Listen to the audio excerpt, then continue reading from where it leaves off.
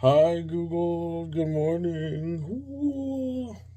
It's um it's Wednesday Hey Alexa, what's the date today?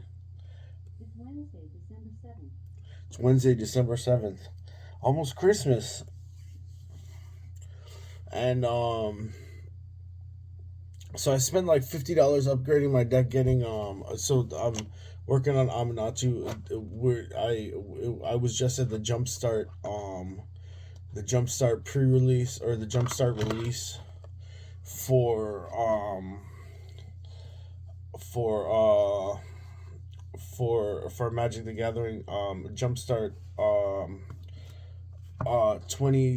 2022, and from just a slight glance at the cards they put out, it looks like we finally got our core set back. There's a fair amount of rares and mythic rares. So far the theme for Jumpstart seems to be like a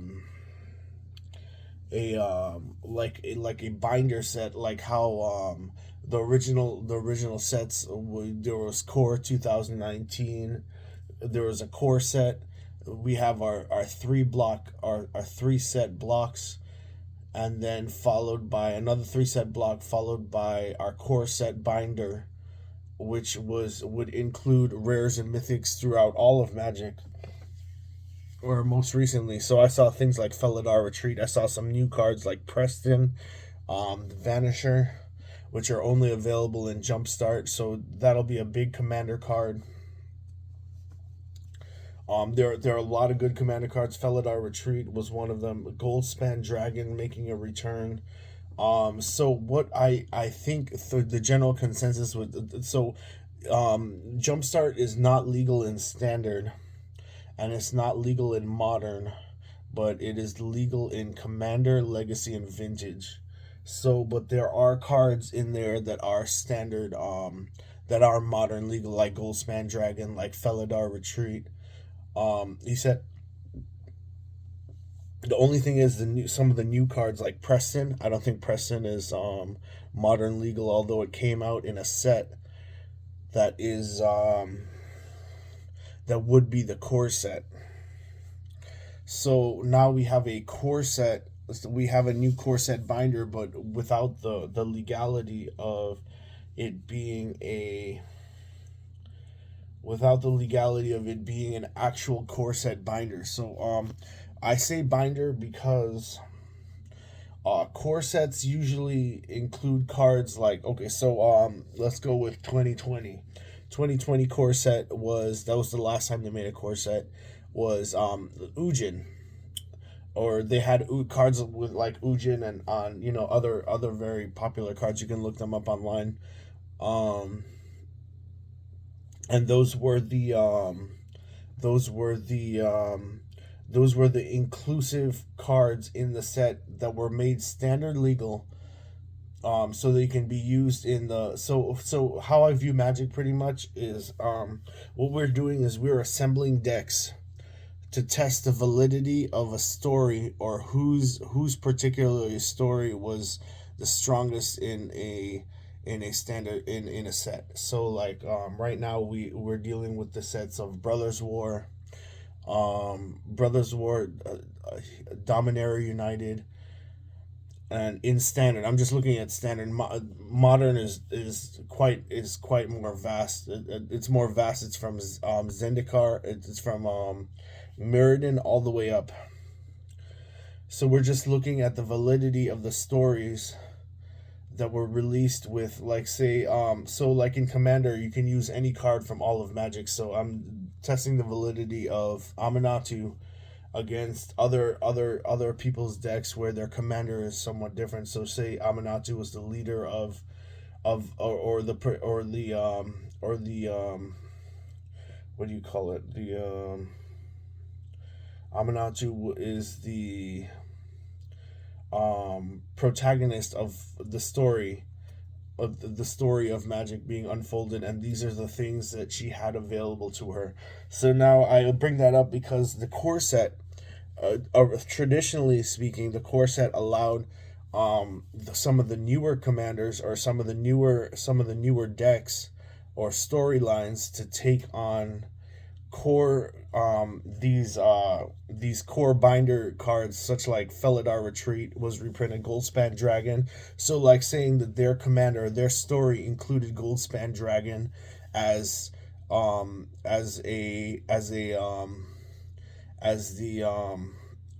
so like how I look at it is like the deck is like a story. So you draw your cards and you cast your creatures, and you're like, all right, you're telling a story. This is what happened, and this also followed by this spell with this commander in play or this creature in play defeated this your story with these particular, because like each card is like there's a creature or an artifact or like some kind of thing that they had, or some kind of spell or power that they were using. So usually the core set, or the which we're believing Jumpstart to be, Jumpstart being the new core set. Although it's not standard legal, it is definitely commander legal, and it has new cards in it. So I'm thinking, although it's not standard legal, because the standard sets have kind of been jumping around. It went Dominaria United, the Brothers War, Streets of New Capena, Kamigawa Neon Dynasty. It's kind of been bouncing around all over the place. But those sets are all still standard legal, but we're still making in standard format.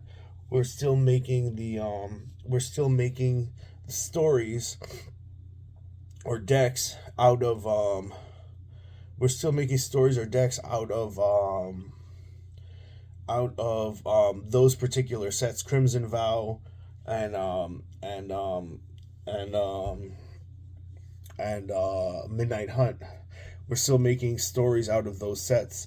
So now in standard, although it's Jumpstart isn't legal in standard, it is legal in Commander, and things like Urza, Prince of Krug, and some of the newer commanders from the Brothers War Commander have come out, and they're also going to be able to have access to the artifacts, spells, creatures, enchantments from core 2022, because all this stuff is still legal in Commander, and it is legal for my Amanatu commander.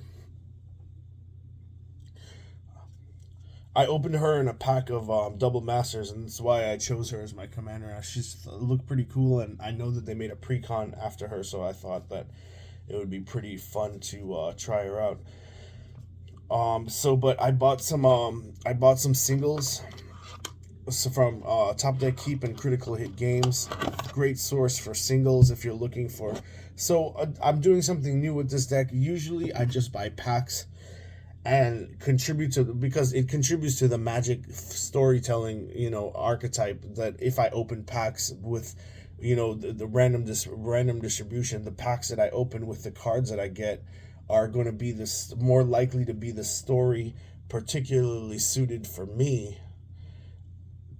to play against others. But what I've been doing is kind of I switched it to the more modern take on deck building, which is going to buy singles to increase the probability of winning in your deck. Because you want your story to win, you want your story to be the best story, but it doesn't mean that that is necessarily your story. And I was kind of aiming more at something that be my story. Because you see online, there's a lot of meta decks and deck building where they use the most optimum cards to increase the chances of their commander's story, like what exactly they were using. And so I got cards like Cloud Key. I picked up from Critical Hit Games. It was a nice foil one. I thought this was beautiful. It was from. So if you haven't bought Brothers War, I would definitely recommend at least buying a draft booster box. The artifacts alone is worth it, especially in standard. Some may not be standard legal. Some of the artifacts may not be standard legal, but it's definitely super super fun to draft. Um, I've been drafting a lot online on MTG Arena, and I find it very pleasing to draft Brothers War online, or play sealed, any type of limited limited kind of more explain, like if you open a pack and you're only and you're like sealed, especially. So like for pre-releases, when you open your sealed packs, this is what has been magically prescribed to you, um and admitted and administered to you to get your to tell the story of what your of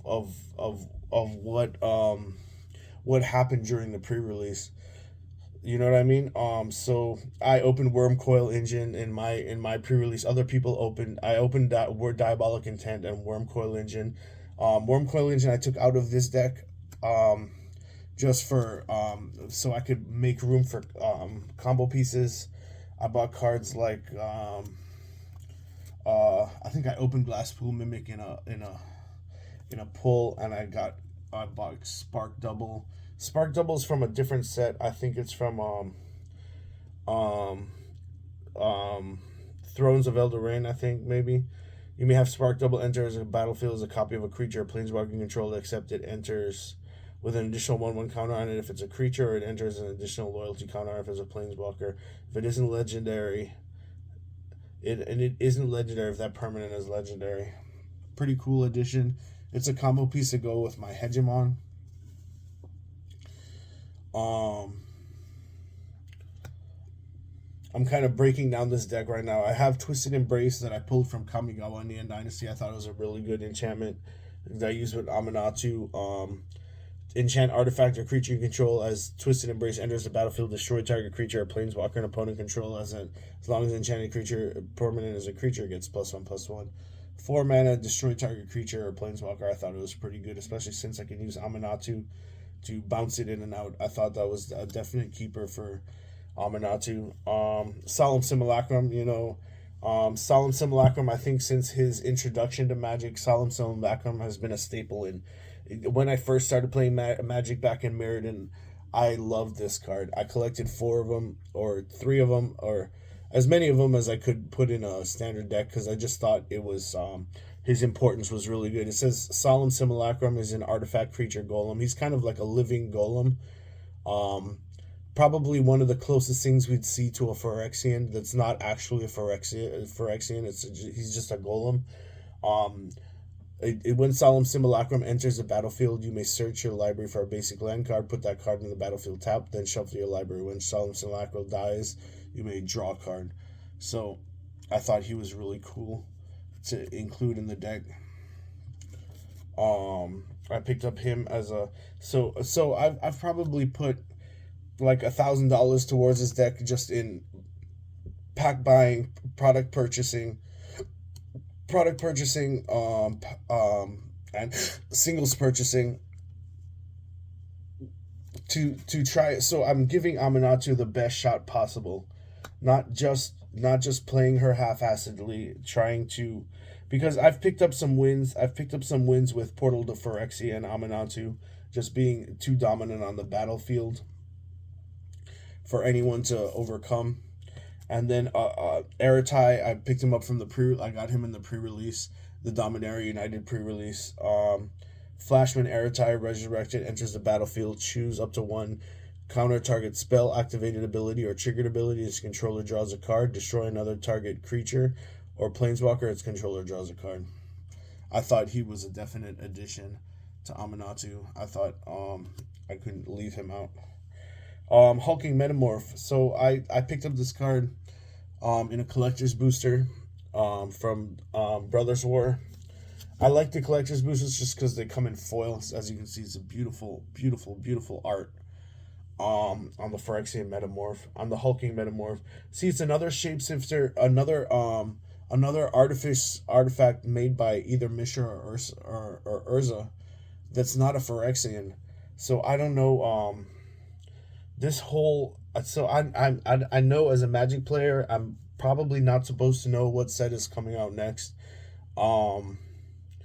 But let's not put any spoilers in this video. We'll just pretend okay. So they're doing a lot of work with the artifact creatures in this last set. It was the Brothers War, and like most people say, the only way to Guarantee your victory in a war is to provide weapons to both sides and have them pay you to win. So it looked like what happened was maybe Phyrexia turned Urza and Mishra against each other, and and so we have two ultimate forms of Urza Planeswalker, and Mishra claimed by Gix, um, or lost to Phyrexia, which looked like I don't know how either side won. I don't know how it played out. It's how it's looking right now in the statistics on the polls from decks being played on MTG Arena. I see a lot of blue white soldiers and mono red. Of course, mono red is really big. You can't stop those joblins. Those mono red creatures. Phoenix Chick, Kumano facing Kazakhstan. Um, but I saw Phyrexian Metamorph. So what he does, he's got a 4 mana cost that comes in as a 3/3. You may have Hulking Metamorph enter the battlefield as a copy of artifact or creature you control, except it's an artifact creature in addition to its other types, and its power and toughness are equal to Hulking Metamorph's power and toughness. You just blink him in and out, and you can get ETB triggers on the rest of your permanents. I thought that was really cool. And then of course my Felidar Guardian, which I picked up. So this is from an older set. One of the cats can be very cool, and Felidar Guardian is a cat beast. So when Felidar Guardian enters the battlefield, you may exile another target permanent you control, then return that card to the battlefield under its owner control.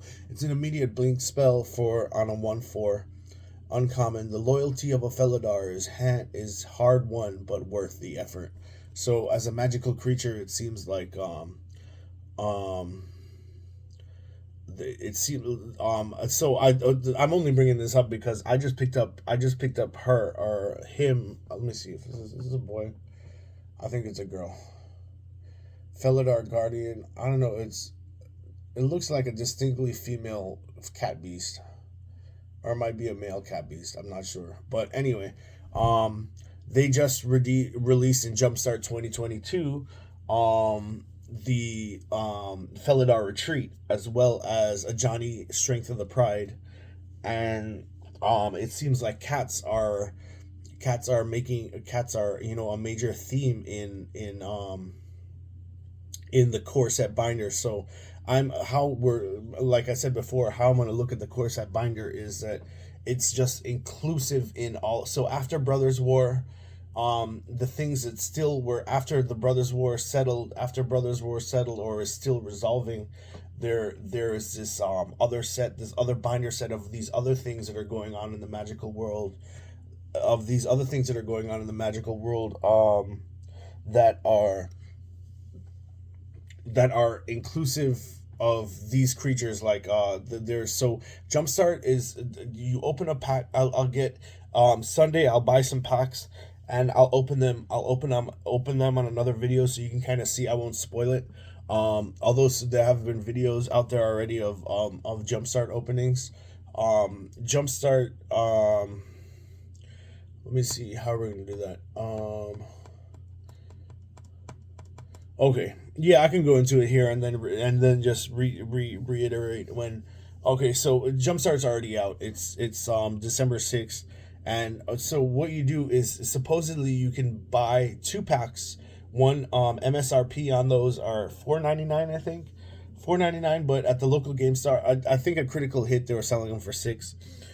It's probably because the booster size pack it's 20 in a booster pack, and you get lands of the theme color. So it's monocolored themes, and you get the lands of the theme colored plus either 1 or 2 rares or mythics. So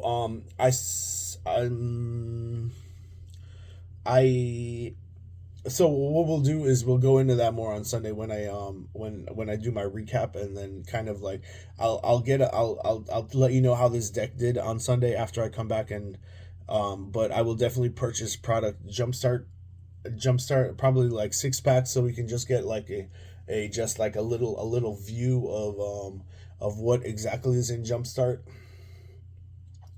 But they did have Felidar Retreat. And here we go, rocking a Felidar Guardian, which is one of our main combos in this deck. So when he enters the battlefield, if you have Oath of Teferi out, which I also got, um, and Aminatou, you can blink out Aminatou and Felidar Guardian with Oath of Teferi, because Oath of Teferi lets to activate an additional Planeswalker ability. You can blink out something else, blink out Felidar Guardian, and blink out Aminatou, and they all come back instantly. So you get their ETB triggers. So like say I have Portal of Phyrexia out, just for example. I can blink out Portal of Phyrexia, blink out Felidar Guardian, and then use the Felidar Guardian one to blink out Aminatou and do it over and over, just clear the board. That's just one example. Or I can do this one, which is not in my deck yet, but I picked it up yesterday. Altar of the Brood. I'm not too sure what set this is from, but it looks like a commander only set. It says whenever another permanent enters the battlefield under your control, each opponent puts the top card of his or her library into his or her graveyard. So I have an infinite loop of blinking things in and out. I cast or I have Alter the Brood in play. I can deck everyone. So I'm giving her the fair chance, but I'm not too sure of the validity of that's why I tend to only use new sets that I've been observing and have seen come into play. But I mean, other this is not to discount the studies of other Magic players where they have witnessed other things coming out, or other expansion sets coming out that they've tested the validity of. This looks like a perfectly Altar of the Brood. I mean, I didn't get it says first after supplicants offer flesh and silver, flowers and blood. The altar takes what it wills, what it will, eyes gleaming with unspoken promises. Very interesting. Unspoken promises. I'm not too sure. I didn't include this. I didn't. This is the dangerous thing about buying singles, is if you don't know, I'm no. It's definitely a real card. It's just I'm thinking like I don't know what set they're referencing this to, so I don't know what part of the storyline this actually plays out. I don't know if like having Aminatou in play, and Altar of Brood and Felidar Guardian, and then Oath of Teferi. I don't know if this is a Teferi sanction artifact, because I see that's the thing about some infinite combos. Like I don't know if in the storyline if its validity is plausible. Like, was Aminatou so she's a planeswalker, so she's definitely able to switch planes and go through the multiverse as she wills, but was she ever and so like it says in this, cats are very noble, or very loyal are very noble the loyalty of a Felidar is hard to win, but was it worth the effort? Would Felidar Guardian even be in the same place as Altar of the Brood? I'm not too sure, but I mean, it was printed, so I just have to go back. This is personally entirely up to me, so I just got to go back and I got to check the validity of the set and see whether or not Aminatou was in this vicinity, or like for this combo to actually go where her presence and the presence of the Felidar Guardian with the Oath of Teferi, she won over the multiverse with infinite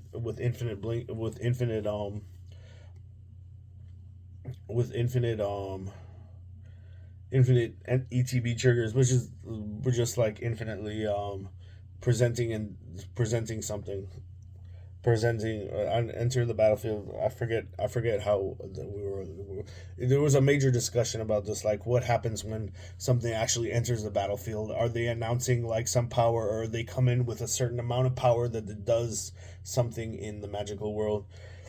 But yeah, so that's one of the cards I got. I got Zulaport Cutthroat, which is another combo. Human Rogue Ally. When Zulaport Cutthroat or another creature you control dies, each opponent loses 1 life, and you gain 1 life. And then I've got Sun Titan, Vigilance, when Sun Titan enters the battlefield or attacks, you may return target permanent card with converted mana cost 3 or less from your graveyard to the battlefield. I thought he was good for recursion. And then I got the Walking Atlas combo with Orzhov Basiliska and a few of the land enchantments. So these two combos have pretty much taken up 4, 5, 6, 7, 8, 9, 10 slots in my 100 card deck, and I'm not too sure that the rest of it. So this is why I'm kind of like breaking it down. I've got 5 minutes left. I'm just kind of like breaking it down to I'm just kind of bringing it down to see what is what what is the most plausible scenario. But I still want to make it fun for the other players, because they wouldn't be in tune to the story if it wasn't like somewhat, as stories go, you like, it's a sad truth, but you if you want your story to be like a progenitor of other stories, or like be like a be like a beacon among all other stories, it's gotta have certain elements. And if you just pull out your combo on turn 5 and the story's over before they've gotten invested into their, because everyone, I mean, if you play Commander, or most people's decks are $1,000 or more, they've put $1,000 into, or at least $1,000 into their storylines just to try to figure out what's going on.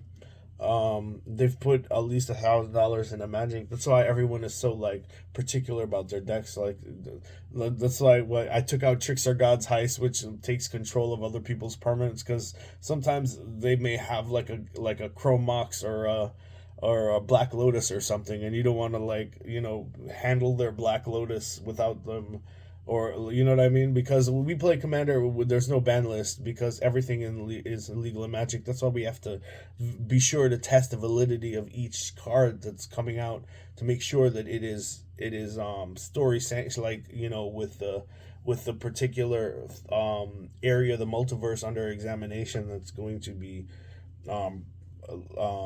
prophesized about, or being figured out, due to our statistical analysis of the particular stories, or what the cards do, because it's Magic and God gave it to us to help us figure out ourselves in the multiverse. So they make 1/1 humans, they make black humans, white humans, green humans, red humans. We're all just different colored humans. We're the humans in this, and we got to figure out where we stand with all the other creatures. We're granted this place away from all the other realms, where we can just like kind of grow ourselves, humans, as a species, as a race, so that we don't get picked on by the bigger creatures. We've seen other humanoids, kind of like Kor, the giant white creatures, it's rumored to be as large as, like, so their voices sound like mountains or like stones rumbling together, because they're like giant mountains that move around, but they're humanoid shaped. So